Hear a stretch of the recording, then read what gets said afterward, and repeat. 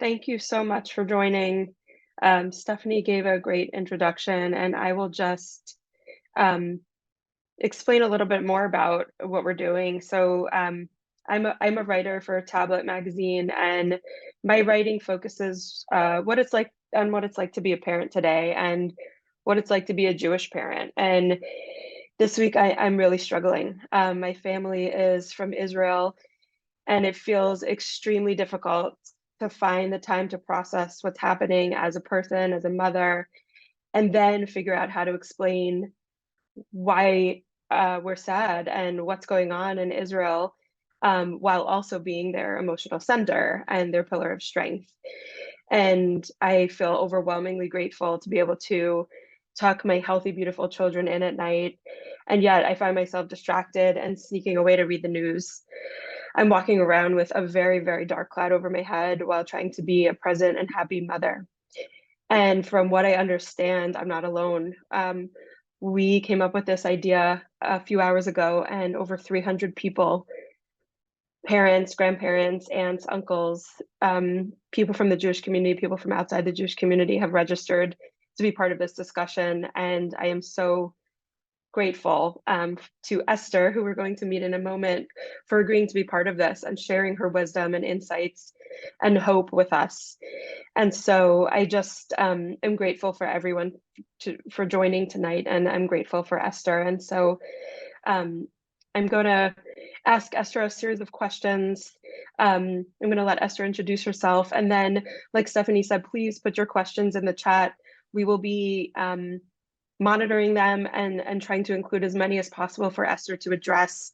At the end, I also just want to acknowledge, like we said, we put this together in mere hours. And while Esther is brilliant and has so much wisdom to share, she herself has been, treating patients over the last few days and hasn't had, a month to prepare for this. And so I just want to be respectful of the limits of what we can do tonight. But thank you. Esther, is there anything do you want to introduce yourself or share anything before we dive in? Sure.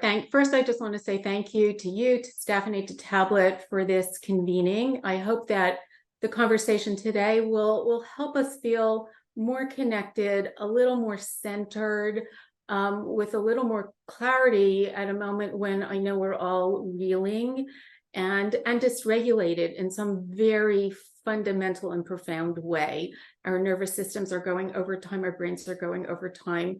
And one of the things that I think is most helpful, just by virtue of us being human beings, is that instead of being on our social media or watching the news tonight and whatever latest tragic image may be on our screens, we are actually talking to each other. We are listening to each other, and we are together. We're together on a Zoom screen, but we are together. And I feel like that is the most helpful thing we can do for ourselves and each other, which is to be in these conversations. So again, thank you so much for this opportunity. Thank you, Esther. So let's start with, we are all here. We're people. Some of us are parents, we're adults, and, we carry an enormous mental load, often feeling, exhausted and depleted by the end of each day and taking care of other people and ourselves. How can we, as parents, help our kids process this when we haven't necessarily had the time, space, or capacity to process it for ourselves right now? So I think we need to back up. And I think we need to talk before Saturday morning. I was very mindful, even before the crisis in Israel, how stressed and distressed I was on a day-to-day basis about the external events happening in the world. And, we may, at some later point, we can't do history now, we're living in the present. It's for historians to debate, is this time sort of more objectively distressing than other periods in history? I can just say that I have the greatest empathy for people who are caring for children and young children right now. My children are in the post-college young adulthood stage. And I can say that I really do not think that when I was raising my children, when they were going through lower school and middle school and high school, the external world was as distressed and conflicted and worrisome as it is today. So I do think that there is a qualitative shift that we're all reacting to. And I think we need to start there. Just, I don't need to go through the long list of things that are on our minds, like climate change and gun violence, and the war in Ukraine. And we're just coming out of the post-COVID years with all of its mental health and physical health sequelae. So there's all of that. But even in a much smaller way, I was mindful to give you one little example of some of what was happening just going to synagogue on the high holidays, where already we were told that there's going to be extra security. So even that elevates and escalates our nervous system as adults. And so we are in that environment. I don't know about you, but I wake up in the morning, I have my cup of coffee, and I say, do I want to read the news or do I want to do spelling bee? In what way do I want to distract and kind of manage my emotional experience before I let in what is going on in the outside world?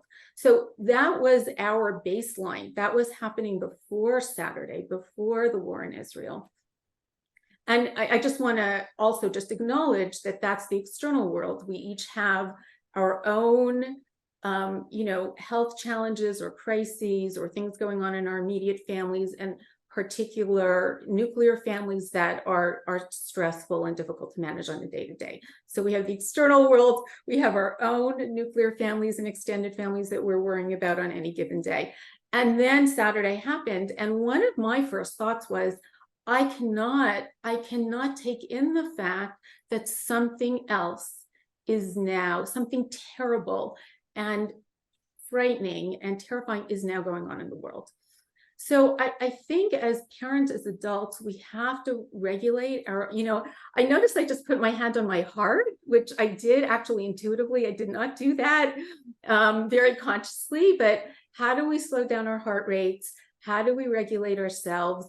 I know people are going to be asking, parents are going to want to know about social media and their kids, but I have found myself talking with my very adult, very smart, very successful patients over the last few days about their own social media use and about the fact that their brains, our brains, can only take in a certain amount of distressing information and certainly visual information. So those visual images of people getting pulled and young people getting kidnapped are things that if we are seeing them over and over again, and we're seeing multiple ones of them, our brains are going to go into a freeze. Our sympathetic systems are going to go into an overdrive. And then our system needs to metabolize those traumatic images. And that takes energy and effort. We don't even know that that's going on, but it is actually going on in us.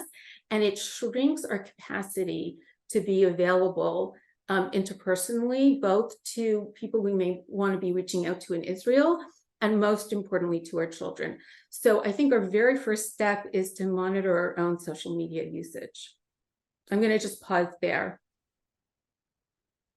I think that's really helpful and important. And I think what a lot of us are struggling with is, and I see the comments, we will definitely talk more about this statement that was put out by a lot of schools today, a lot of people saying to really delete or monitor social media. But I think there's a real desire, and we were talking about this earlier, why are we glued to the news? Like, we do want to know what's happening, and we do want to also share what's happening to help others understand, the extent of this, but also, respect what you're saying, like regulate our own systems and be available for our children. And, what's the right balance there? I don't think a lot of people want to turn it off completely because they want to be tuned in to the unfolding, but how can we sort of manage those two desires? Right. So, I think each person needs to kind of, sort of figure it out for themselves in terms of there's work, there's parenting, there's getting the groceries, and there's staying, attuned and atop of what's going on in Israel. I think anytime there is tragedy or war that's closer to us, I think we want to be more immersed in it. And I just want to think a little bit, and I'm happy to, when we open it up, maybe, this can be part of our discussion. When I think it comes to Israel in particular, for some of us, not for all of us, but for those of us who may be Israelis who are living here in America and have left, or have very close family there, or feel that they should have made Aliyah and didn't, or have this kind of very very wedded, identified connection to Israel. I think there's a kind of fantasy that if we listen to the news, it's almost like being there. It's almost like we are taking on, in some ways, identifying with the feelings and experiences of the Israelis who we care about and love. And somehow that is being with them. I understand that need completely. And sometimes some of us may feel guilty. They're there, we're here. We're not worried about our life in the same way. And that can be really hard. And I just want to name that for some of us, not for all of us, we feel guilty. They're there and we're here. That doesn't seem quite right. So that's one thing I think that maybe influences how much we're sort of on the news. Yeah. There was another point I just wanted to make about that as well, which is that it's as if we there's almost kind of like a magical thinking. If we can continue to kind of monitor what's going on, it gives us, some kind of imagined sense also of control. And so I think that's another little piece of it that for some people you might want to be considering. And the idea that we really don't have any control, no matter how much we watch the news, of what is actually going to unfold there, is another sort of source of anxiety and pain. Esther, I want to just acknowledge again, we will talk more about social media, but I think what I want to focus on now is the coping strategies and the coping mechanisms, and how do we help our kids cope, and how do we cope? And I think I'm really excited for you to share those thoughts. Sure. I think, parents, your children very well. Parents, when I work with parents, I pay very close attention to what parents tell me about their children. You are experts in your children, and you can take kind of advice or recommendations from the schools, or things that you might be reading. And I think it's very important for you to sort of filter it into what you know about your child and modify accordingly. One way we might be able to think about how to talk to our children about Israel, and I'm going to talk about this across the developmental age span, and then maybe later on, if people have specific questions about kind of the developmental stages and what's appropriate, we can talk about that. But I think that children have different coping strategies, and I'm going to talk about 4 different kinds of coping strategies. And of course, it's not, that neat. It's not like children fit so neatly into these categories. But as I go through them, they may seem like, they may capture what you know about your child, or how you understand how your child copes with difficult or challenging information in the world. So I'm going to start with the catastrophizers. These are children who like to collect a lot of detailed information. They may be asking you a lot of questions about what is going on in Israel. And no matter what you say to them, they're going to ask another question and another question. And sometimes I think we think, when children have this style, that the more we answer, at some point they're going to, say, okay. And that's kind of going to help them. But with children like this, what often happens is, the more questions they ask and the more information we give them, the more they escalate up, the more anxious they get, and then the more questions they ask. So at some point, you have to identify that pattern and realize that you're not going to continue to kind of answer and ask the dialogue.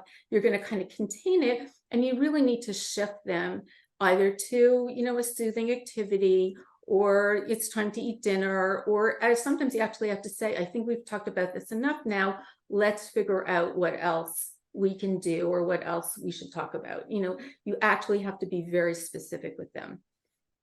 So that's one kind of coping mechanism.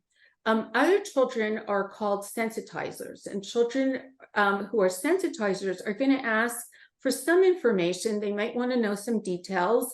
And when you answer them, it seems to help them. It seems to contain their interests, their knowledge, their worries, their fears. And after a certain, amount of back and forth, they're gonna go okay, and they can go do their homework, they can go play, they can go do something else. With those children, you want to make sure to check back in with them to see exactly, to understand how they've taken in the information you've shared. You may have had the best intentions. Maybe it was a little too much. Maybe they actually need to know a little more. Maybe their imaginations are kind of going a little. You want to check in to know, where is their thinking? Where did they take it? Where did it go? So those that might be the way I might interact or parent somebody who is more of a sensitizer. Of course, I think we all want to be sensitizers. That's seems to be the most adaptive coping strategy. And I just want to digress for a moment and say, I work with adults all the time. And, as I'm going through these, you may recognize yourself, you may recognize your partner. And I, after over 30 years of being in private practice and working with so many people across the lifespan, it's not clear to me why some of us are catastrophizers and some of us are sensitizers. The third category is minimizers. These are children who very quickly want to kind of shut down the conversation. They want to minimize the information that they're taking in because it's going to arouse their anxiety and uncertainty. And they tend to process information slowly and in small little bits. So if you have a child who's a minimizer, you're going to say, just a couple of things, essential facts that you think they need to know. They're going to take that in. And then you can come back and then maybe add in some other pieces of information that you think that they ought to be knowing about what's going on in Israel. They can also come back to you. Children who tend to take in little bits like that, who we call minimizers, will come back to you when they want more information. And so you can take that as a cue that they're ready to open up and take in more. And then lastly, they're the deniers. And deniers are children who really actively push information out of their minds. They don't want to think or talk about anything that's upsetting. And that's their way of protecting themselves. So again, as I was going through this, you may have said, oh, that's me, or that's my partner.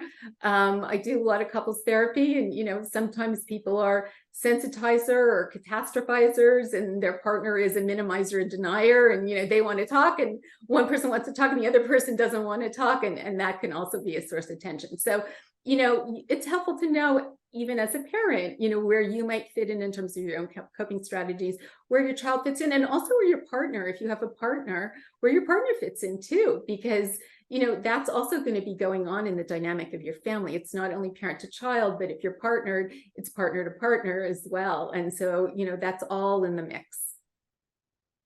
Thank you, Esther. I think one of, to build on that, I think we're all craving a way to make it make sense for ourselves, but to explain this in a way to our children that not only makes them feel safe as people, but to reassure their sense of Jewish pride, and if they don't identify as Jewish, to help them understand what their Jewish friends are going through, and and for most people, really doesn't make Israel feel like a scary word or a scary place, especially if they have family there, or if they've been there and they will go there again. How do we do that in a way that tries to keep that sense of pride and sympathy? So first, depending on what your children, know about Israel and so on, I think you certainly want to start there. If they have been to Israel, one of the things I might ask them is what do they remember about their trip to Israel? For example, to talk about positive experiences, right?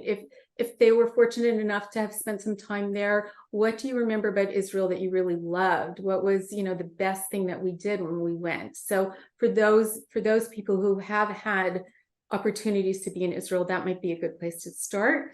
I want to offer a framing that just crossed my path a few hours ago by Jonathan Golden at the Hartman Institute that I thought was really helpful, that I think we could employ with our children of all ages in terms of their relationship to Israel. So he talks about head, heart, and hand.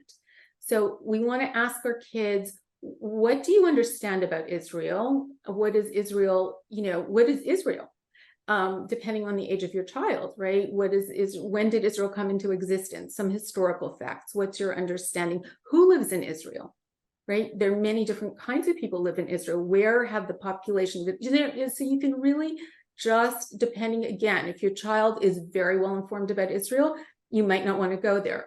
But if your child doesn't know so much, you can really just talk about Israel as a country, the people of Israel, and how it came into being. So that's our heads, that's knowledge, which I think is useful.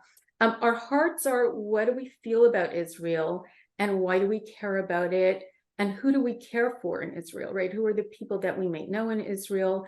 Is there a friend that we went to school with who's from Israel who then went back to Israel? Are we worried about that person? Can we send an email message to that friend and check in and see how they're doing? So for a child in lower school, that might be a very nice way of connecting to somebody that they know. Can you send a letter? Can we, all kinds of things. And then the head, the heart, and the hand would be really thinking about, what can we do? How can we help people who are living in Israel and going through this terrible, horrific time? And again, we can talk about ages, right? Teenagers can do all kinds of things. In fact, I was listening to a group of women in Israel across the country talking about how in their communities, the teenagers were shopping and baking and babysitting and taking over and basically running the community, while parents were away, were called to duty, and the women were doing a million and one other things. So that the teenagers were really running the community in so many different ways. And that gave them a great sense of purpose, and certainly was helpful in managing their fears. We're not structured that way. We are going about our day-to-day routines. Our children are in school. We're trying to do our work. So we're not going to stop everything, but I definitely think that for children at different ages, asking them and helping to think with them about what they can do, what acts of kindness or charity to help, I think is a very good way of helping them cope with the situation. Thank you, Esther. And I'm not sure if you feel equipped to do this, but do we want to quickly just talk about the three big age groups, preschool, elementary school, and teenagers, of how to maybe some terms, phrases, words to use that kind of explain what's happening? Sure. Well, for preschool kids, I guess I would wonder, what other reference points they have. In other words, do they know the word war? And, that there are wars in different parts of the world. There's a war in Ukraine. Is that something even already in their vocabulary? Or is the word war not actually in their vocabulary? And I know it's so painful for parents when we have to talk to our children about the tragedies of the world, but we do have to start sometime, and we do have to talk about these things. So it's not inappropriate for 4- and 5-year-olds and 6-year-olds to know that there is something about war, and we can talk about the fact that kids in their class fight, right? And why do kids in their class fight? Sometimes people get angry with each other. Sometimes they're fighting over a toy. People fight over toys, and people fight over land. And a war in Israel is a fight over land, and it's different from fighting over a toy, but it might not be so different on some other level, right? So that I'm sort of thinking out loud with you, but that might be one way to frame it for a preschooler. I would be very careful to to be mindful of what they are hearing in school, and checking in with their teachers. I'm sure some of the schools are so wonderful in keeping parents, very informed about what happened in the class and what they talked about and some of the questions that the children asked. And when you get that information from the school, it's enormously helpful. And I know some of you are probably, in schools where you're not getting any information. You really don't know much of anything of what's going on for your preschool child. But checking in with teachers, I think, is always a good idea when you can. In terms of elementary school children, they know a lot and they see a lot. And so I would circle back to what I said about who your child is and what is most helpful for them in terms of information in the world. Is it better to talk more about it, or is it better to talk less about it? I would certainly be checking in every day. Did this come up? What came up? Do you want to talk about it? Do you not want to talk about it? How are you feeling? One thing that I think we've certainly all experienced is when there's something really weighing on our hearts that is painful. For example, if somebody in our family is sick or we've had a loss, we go out into the world and we feel different. And, it's like, you sort of feel like, don't you know that I'm fundamentally changed, right? I'm buying milk and I'm doing my job, but inside, right, I feel like a totally different person. And I think some of us have had that experience now with Israel, right? When we go into environments where like people are not thinking about this, and we're like, don't you understand, right? There's tragedy and crisis in Israel, and this is the only thing I can be thinking about, but the other person really is just, how are you today?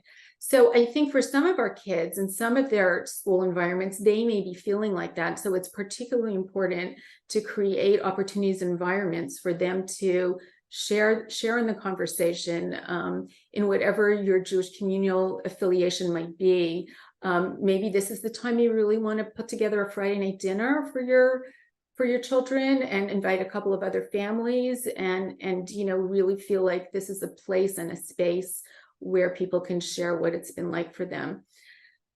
Middle schoolers and high schoolers, it's such a huge conversation. I think I'd rather probably respond to people's like direct questions about, what might be on their mind. But, high schoolers are in the conversations. One of the things I want to also say is with some of our kids, particularly in school age kids and middle schoolers, there's often a discrepancy between their cognitive development and their emotional development. And again, you as parents kind of are attuned to this, so that they may be like so intellectually sophisticated in terms of the information they're taking in and what they know, but their emotional capacity to manage that information may be much more limited. So that is where you as a parent can really be in dialogue with them and try and help them manage their emotional experience, even though they're, what they know and all the facts that they know and everything that they can recite, might be here, but emotionally they really might be there. So there are these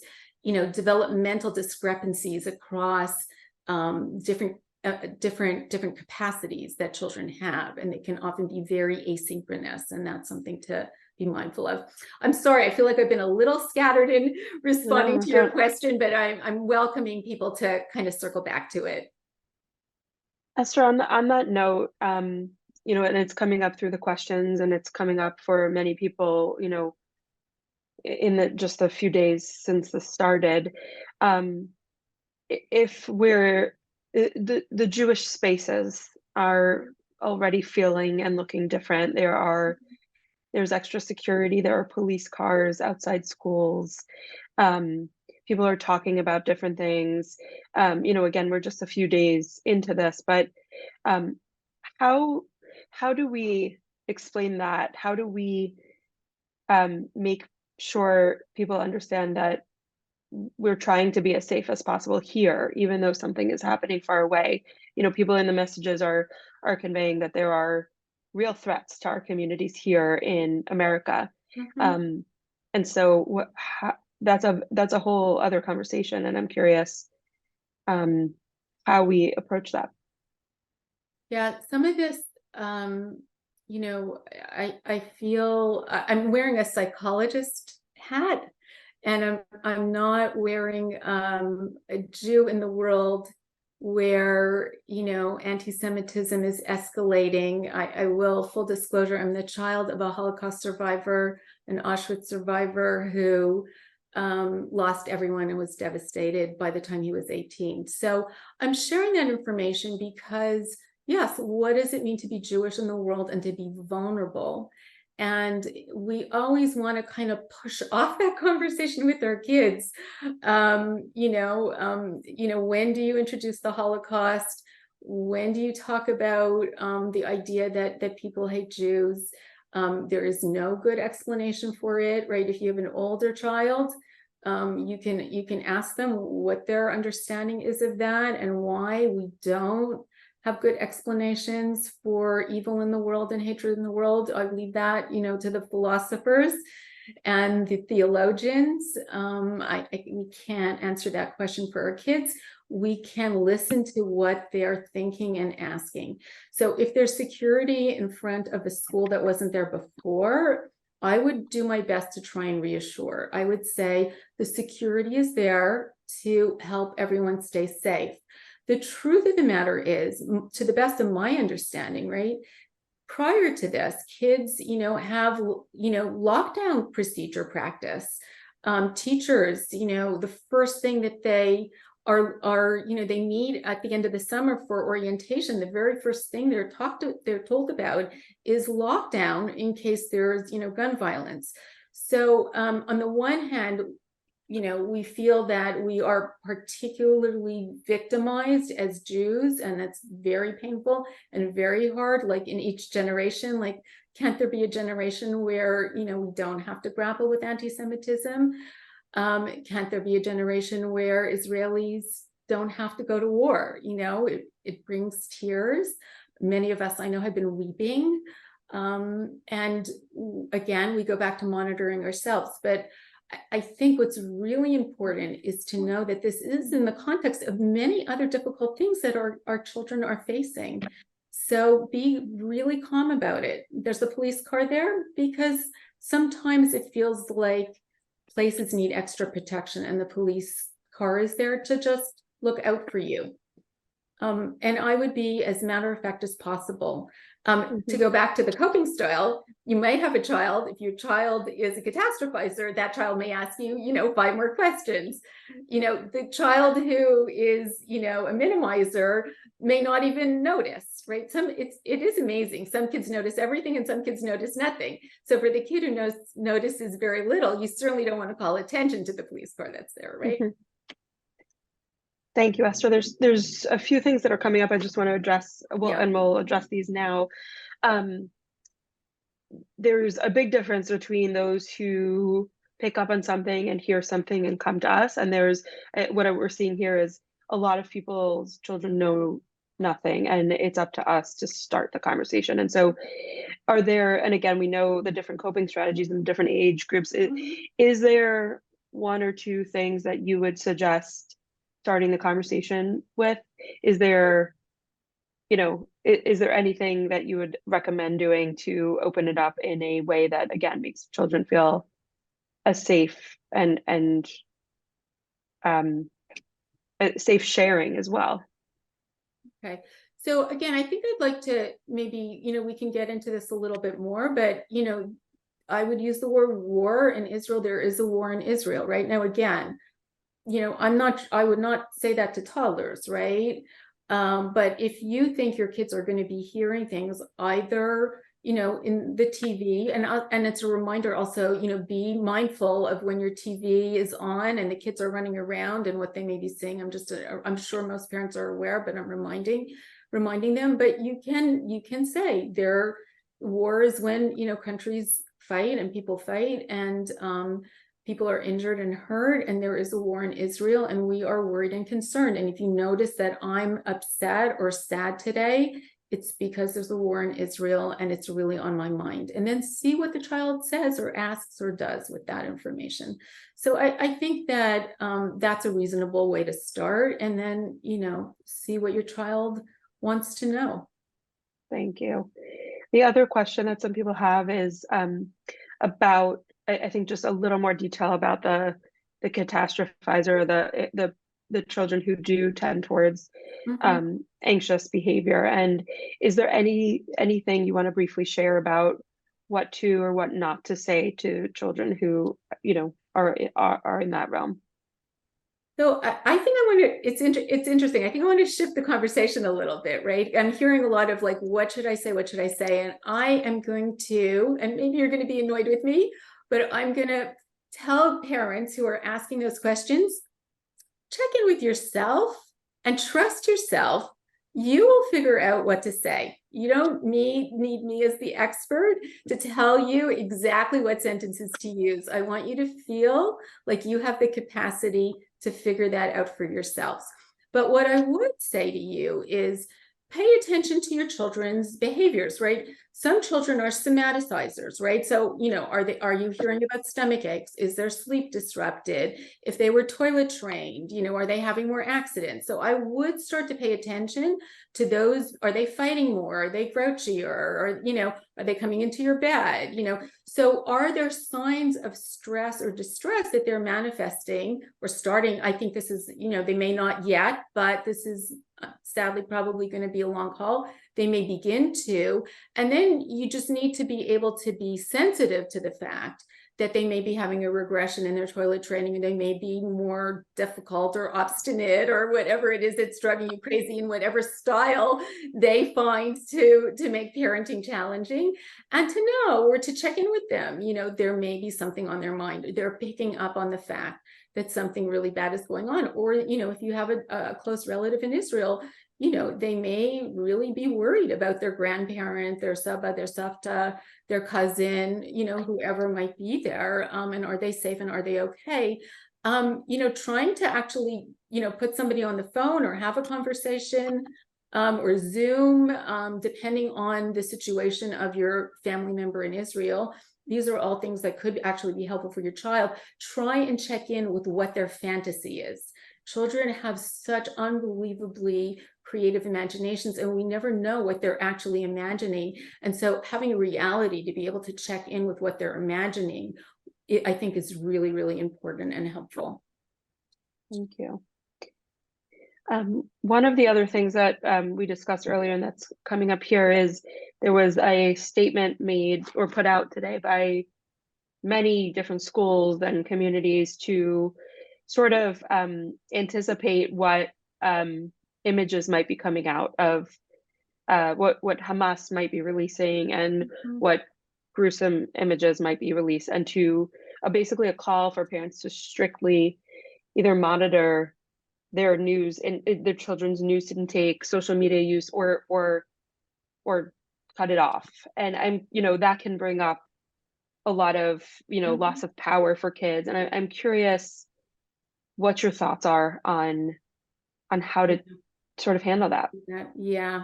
I saw these things flash across my screen in the middle of my day, and I thought, oh my goodness, how are parents possibly going to do this? And it creates an enormous pressure.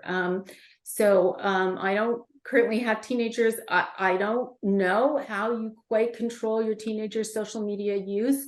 Certainly you want to be speaking to them. I think you do want to get advice on how to shut down their social media. You want to be clear to them that this isn't a battle over their autonomy, their independence. And one way I might be inclined, I'm talking specifically to teenagers, to tell them that you are not going to be watching these images. You are containing your social media because you understand that these images are traumatizing and not healthy. And what we want to be able to do is we want our kids to be able to take the trauma of this experience in Israel and be connected to other people. So to be in conversation, and if their brains freeze because these images are going to be going over and over, and then they go back in and they see it again and again, there's a fantasy, I think, that if we continue to see an image, I think the kids think they're going to be able to manage it better. In other words, it's almost like, if you keep getting exposed, it's like exposure therapy for a phobia. It'll eventually bring down but we don't really want either ourselves or our kids to be deadened by these horrific images, right? We don't want to not react. We want to be able to react, but we don't really want to see them at all. So I think one way with your teenagers is say, I'm not doing this. I'm going to, if you're going to take control away, then I'm doing this for this very particular reason. I'm hoping this is very short term. Check in with other parents. I really encourage, check in with your parent buddies, like how are they doing it? What are they doing it? And for parents of teenagers, I want to tell you one thing that's really important. Don't rely on your kids to say, well, so-and-so's parent is not, shutting down their media. So why are you shutting down mine, right? So-and-so's parent is letting them go to the party. Why can't I go to the party? Or so-and-so's curfew is 2 a.m. Why is mine midnight? So I think it's really helpful to be checking in with other parents, get support from other parents about how to do this. So yes, please control those images for your kids, for yourself. Do not see them. Also, I just want to take a step back and think about,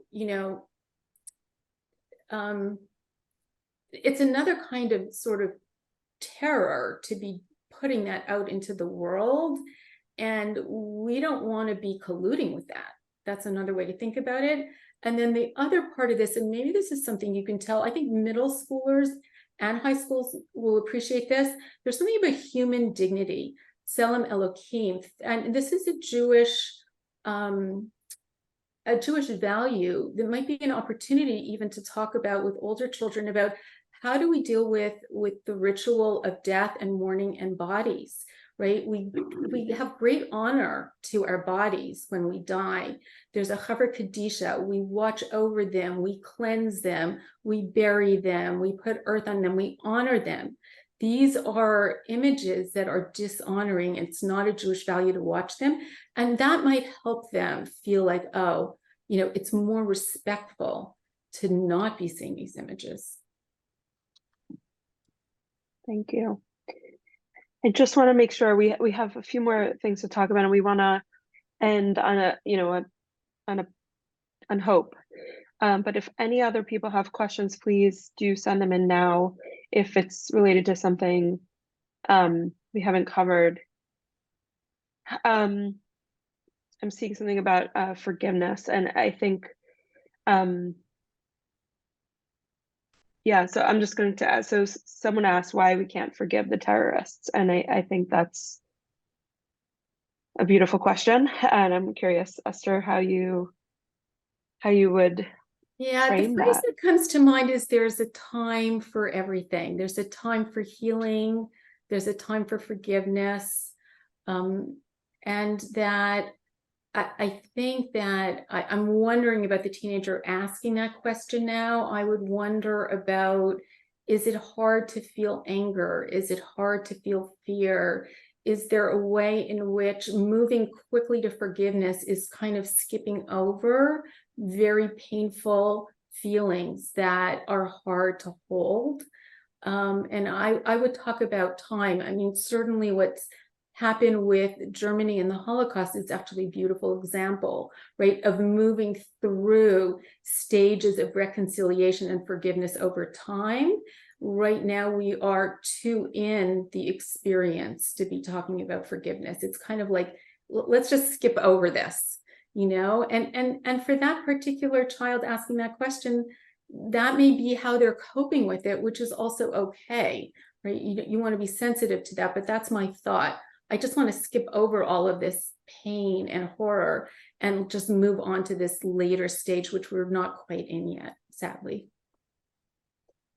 And in that vein, someone's asking about how do we approach talking about Palestinians who don't identify as Hamas, and how do we, again, this is probably for a older age group, but how do we address the innocent civilians that those stories will be coming out, soon in the coming days?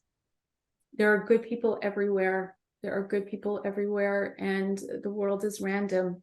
Again, I would defer to the rabbis and the educators and the wise souls. These are questions really beyond my capacity as a psychologist. Why is there evil in the world, and why do good people get hurt?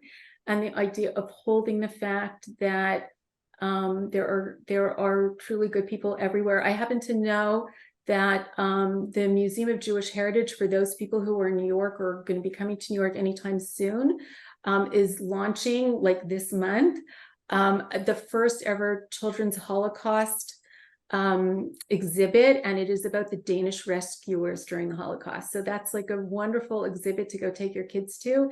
It is a reminder that in the throes of the Holocaust, the Danes rescued their Jews. So there are good people everywhere, and that's like a perfect, I think, antidote. It couldn't have been more timely, this exhibit in New York that's about to open. So yeah, that would be something I would hold. As we transition to the ending on hope, I'm curious, there are really heroic stories coming out where grandfathers, came to the rescue of their grandchildren. There are the good people that helped save many people from massacre. And I'm curious, is that something you recommend, discussing with the kids to show them the positivity and the heroes in this? Is that something that you think is a good framing for children to see that there is good in the world, and that there is some hope that's coming out? And look for the helpers, someone saying yes. Yeah, that's a great phrase. Thank you for that. Yes, of course. Can I just circle back to something else around the parenting? And I just wanted to say, for those parents who are worried about, what exactly should I say, and how should I say it, and sort of the exact right things, I also just want to remind us that, number one, children are resilient.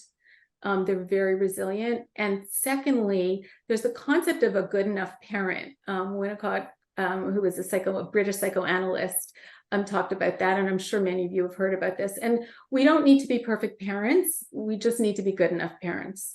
And so I just wanted to remind you about that. And that I can hear by your questions, and just by virtue of being on this Zoom, you're a good parent because you're on this Zoom and you're trying to figure out how to best help your kids. And so I just really want to encourage you to feel secure in your parenting, and to know that you don't have to get it exactly right. Thank you. I do, our discussion earlier just made me really thankful that you're here. And I know we want to end on hope and resilience. And, I think you had a great idea of that you wanted to ask of the group, and I'll ask of you, how can we help instill hope in our kids when we at this moment may doubt it? So I would also circle back to something you asked me a little earlier about. I would turn to Jewish rituals, those that you find comforting, and asking your children, or introducing. Perhaps this is a great opportunity to, particularly to the counteract any sort of negative anti-Semitic things that may be coming their way. How do we affirm positive Jewish identities, and what Jewish rituals provide us comfort? So I noticed myself, I had an etrog from Sukkot that I love the smell of it. It's Jewish aromatherapy. Smell your etrog if you still have one. Bake challah this Shabbat. Have a beautiful meal. Light candles. Ask your child what they like to do that they associate with being Jewish. It's meaningful to them. Give tzedakah, give charity, whatever it might be. I remember when my kids were little, and there was the horrific tsunami in 2004 that killed, I think, 250,000 people. We made a lemonade stand and we raised money. It just felt like doing something active with your child, and doing something Jewishly active. I think this is an opportune moment.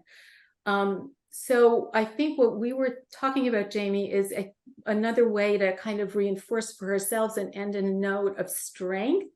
because we are a resilient people, is to just free associate. I'm going to ask you, as a psychoanalytically oriented psychologist, to free associate for a moment to the words hope and resilience. And maybe you can all just put your word into the chat, and we can sort of end on that note of thinking about all the many ways that as a people we have been hopeful and resilient.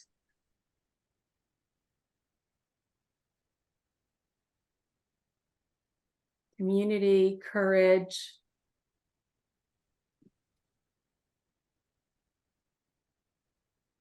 action, beautiful. They're all beautiful. Tikkun olam, connection with community, kindness, protection, support, faith, smile, beautiful. They're all beautiful. Love, resilience and hope. Israel is resilience and hope. That's how it was founded. Holding the door for somebody, beautiful. I'm sure there are many, many other associations that you have. Gratitude, optimism, beautiful. Hugs. Yes, we all want hugs. Coffee, thank you. A treat. What about chocolate? Thank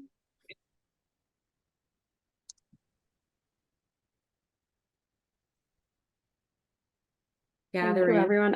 As these roll in, I just want to invite Stephanie, if you want to say any final words on behalf of Tablet, before we let all of the parents get back to the Chris, jobs that we have. This was amazing. I think this was exactly what I needed to hear, and I hope this was what the large group of people here tonight needed to hear. And I'm so grateful for you, to you, Esther, for coming in, giving us just this so much wisdom, and as we said, on such short notice, and to Jamie for having the idea for this and bringing us all together.